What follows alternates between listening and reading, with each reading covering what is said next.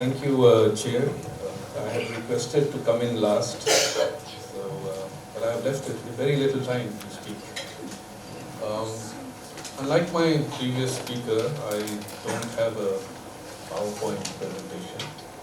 In a light-hearted manner, I always say power corrupts, PowerPoint corrupts absolutely. But having said that, the point I want to really emphasize is that you cannot escape from geography and neither can you escape from cartography. And I think in the 21st century world, where history collides with geography, and our understanding of geography itself is rather weak, and this goes to the young students and researchers, we fail to see the map. And when you're looking at water relationship between states, I think it's critically important to look at the maps. See the positions of states where they are. Some are upper riparian, some are of course lower riparian, but some countries like India is also a middle riparian. Though the middle riparian concept is not clearly defined from a legal perspective, but I think from a political perspective, India needs to emphasize in its regional context what a middle riparian is. And a middle riparian, to my mind, carries concerns of what its upper riparian is doing, but also carries responsibilities with what its lower riparian is doing.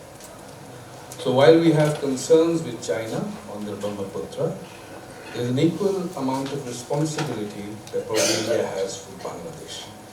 I think this is one important political framing of water relationship between states. Those who have read Shakespeare, King Lear, the king asks the blind advisor of his, the Duke of Gloucester, who is a blind man, how does he look at the world? And he says, with feeling. Now, in international system today, which is essentially and fundamentally very anarchic, you don't deal with feelings, there are no emotions, there's no sentiments. There are hard facts and hard realities. And it is important that when we deal with China, we look at the hard realities of things. Sentiments don't work. And I have often got an impression, and though these are very good ideas, that we are probably expecting a lot from China to do, which they will not do. So where does that leave us? Shall we just fold our hands and stay quiet and do nothing? This is where the beauty of political maneuvering, this is where the beauty of diplomacy, this is where the beauty of dealing with a powerful country like China comes in. And therefore, to me, what is critically important, fundamentally important for us is how do we respond to what China is doing. I think there are ways where we can respond, and the Honourable Member of Parliament is here. We have a very seasoned diplomat, Ambassador Reva Ganguly Das, who's dealt with many of these issues while in Bangladesh. I think there are responses which I'll talk about. But first, I think the key word here is Himalaya. And Himalaya for us is important both in terms of security, we need to protect it. It has the largest border in that area spanning from east to west. So there is a security orientation towards this Himalayan belt. What we can say as a security frontier. Now those who are into history can look at the speech given by Lord Curzon in 1907 in Oxford on what a frontier is. And you can relate it very well with the Himalayas and the Tibetan plateau. He said that the frontier is like a razor edge. It can tip anyway. I think for us the security concern in the Himalaya region is very, very important for us. And this is not very long ago. In fact, you will recollect, it was only 6 decades earlier, 1962 to 65, where we actually started looking at our security concerns. the border issues, right? We set up paramilitary forces, the ITBP, the IDSA. In fact, my institution was created in 1965, which was a fallout of what happened in 1962 with the Chinese, right? And it was in those days, the Himalaya was looked at as a very strong and an important security area that we needed to protect. Our intelligence was rather weak. We of course had intelligence and knowledge, but we couldn't really quickly assess it. So intelligence gathering also became very important. Now it is not only a security concern, but the Himalaya is a front line of climate change. It has become one of the most vulnerable zones in any part of the world. You know, 4 times more things are changing in the Himalayas than on the plains. So you can understand the level of risks and vulnerability that emerges in the Himalayas. So keeping this in mind, I think it is important to look at geography. Now, geography is not about just expeditions and adventures. It is about surveys. It is about detailing. It is about synthesizing data and knowledge that you gather. It is about strengthening and using science, because it is science that can tell you really what is happening in the Himalayas. And it is science that can actually tell you what the future would be. So bringing science into policy, not science for policy, but science in policy is very, very important. Right?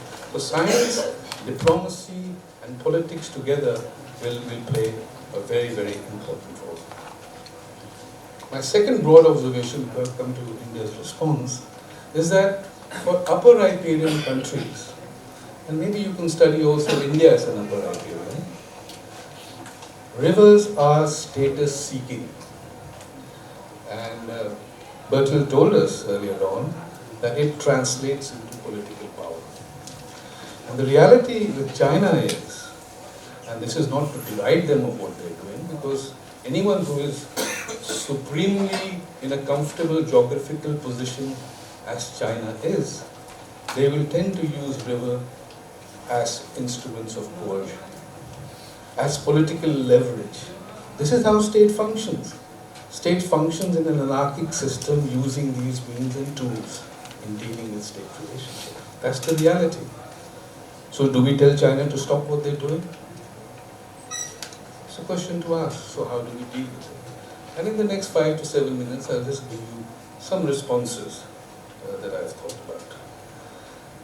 Mind you, and I do study leadership and the decision making on water issues in particular. And a good case study is Nehru himself talked about, dams being the modern temples of progress and development. Indira Gandhi, water didn't matter to her too much, so long as it was translated into economic goods. So long as water gave jobs, she focused her attention on water. Lee Kuan in Singapore told his engineers that he needs to capture every drop of water to make Singapore water secure. And Prime Minister Modi, in fact, uses water as an integrated process. It is the beginning of everything in India's larger development. But when you look at Chinese leadership, it's very interesting. They have this history, the ancient history of how they have managed to deal with rivers, how they have mitigated floods. The rulers of yesteryear's China dynasties, if the ruler couldn't stop the flood, he was a useless ruler and he was sent packing. Yu the Great was Yu the Great because he managed flooding in China. His father couldn't and was sent off. So civilizationally, the Chinese have learned how to live with rivers, how to tame the rivers. Like a schoolmaster, you tame children. Their leadership has tamed rivers, diverted it, done several other things which is quite unimaginable, with, of course, great repercussions. But one of the greatest leaders, a great study to study, is Mao Zedong himself. 1949, when PRC was formed, one of the first things, and he wasn't an educated man, One of the first things he did was revive the institution of geography in China. He focused on cartography, he focused on regions, because if the people did not know their geography, it couldn't be a great nation. Political power requires mass mobilization, and that comes from the knowledge of your own surroundings. That's what Mao taught his people. And he looked at water, and right in the early 50s when he looked at Tibet, he said, goodness, they have a lot of water, they don't need that much water. The part of China that needs water has no water. And that started the Great Diversion Project, the south to north water shifts, which is still going on. Mao was not an engineer, he was not an educated person. Stalin used to call Mao a caveman Marxist. But he turned things around in the way he utilized resources, made it into a political force. Anyway, that aside, let me just quickly, in the short of time, come to some few points that I've noted down in terms of India's response. India needs to have an active response, sir. I think you should read this fact. And not just a reactive response. I mean, suddenly we are talking about this great super dam, but the Chinese have been onto it for a long time. If this is not a super dam, there will be various other dams. They'll do lots of other things. So let's not be reactive to what the Chinese are doing. Let's have an active, long-term sort of response to it. Right? It is useless to have this China phobia, the fear of China. I mean, it doesn't bode us well as a strong country to constantly fear what the Chinese are doing. Water is a strategic asset for China. Water and rivers in China territory is absolute sovereignty. What can you do about it? Nothing. So I think it requires that we de-emphasize China first, right? And look at means and ways to respond to what is happening. Not only respond, but build our own capability and capacity. Why do we have to respond? Our strength lies in building our capability, in building our capacity on the rivers that we have. And we can do a lot on that. For example, in the northeast itself, you can increase the water footprint. Why only talk about these mainstream rivers? There's so many marginal rivers in the northeast. And if you calculate their length, you get a length of 1,800 kilometers. These are navigable rivers. You can use inland navigation when you focus on enhancing your water footprint and enhancing your river development in the region.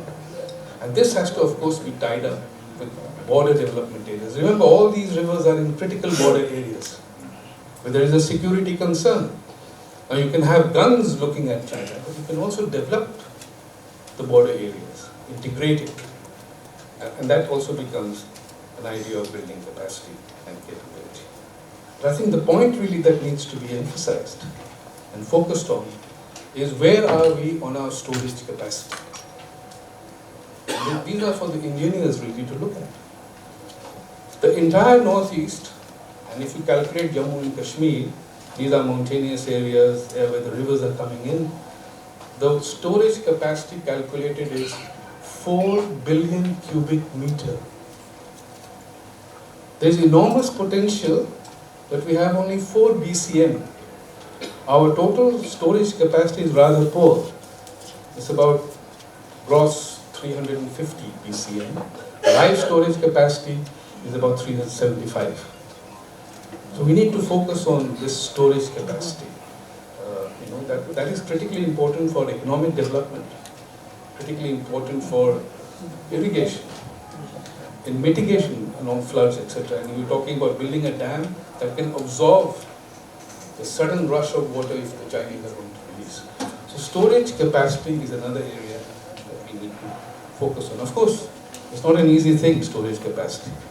I mean, engineers will say that we should build big and mighty structures, but we have to also calculate its repercussions. And we know what is happening in Arunachal. One thing I think we need to be very sensitive about, and here the federal system comes in. we shouldn't create a lower riparian, upper riparian dynamics in our own country. What Arunachal Pradesh is doing, I hope the people in Assam do not get worried about. And this is probably the best thing the Chinese will be looking at. So upstream, downstream emotions and dynamics are not only between interstates, but also interprovincial. And here the federal system needs to play a role of a consultor, of a coordinator, right? What is called effective and cooperative federalism, bringing states together. I think that is something that one needs to be very careful. What do we do with China? They are our neighbors. You cannot change your geography, but you cannot pick your neighbors, right? So China will always remain your neighbor.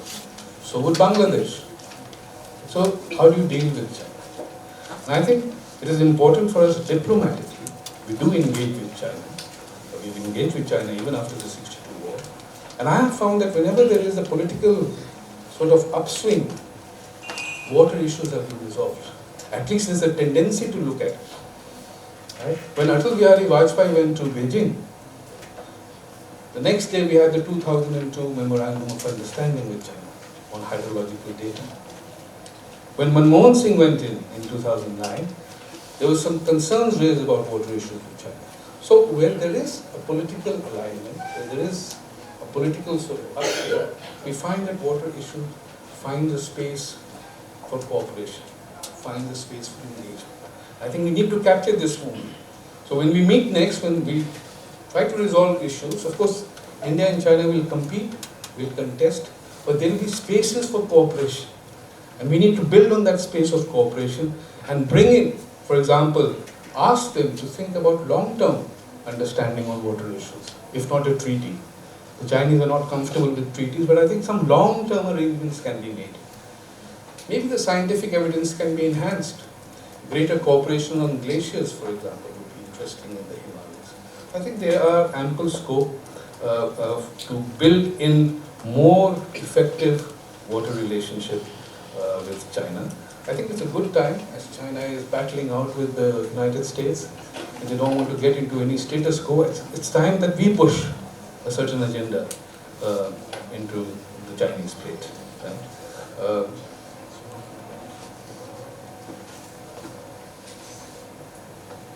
Of course, there has to also be some counter responses from our side as to what the Chinese. The Chinese are going to use rivers or Brahmaputra as a leverage or as a coercive tool. What are our counter responses? One counter response of what you describe as counter hegemony.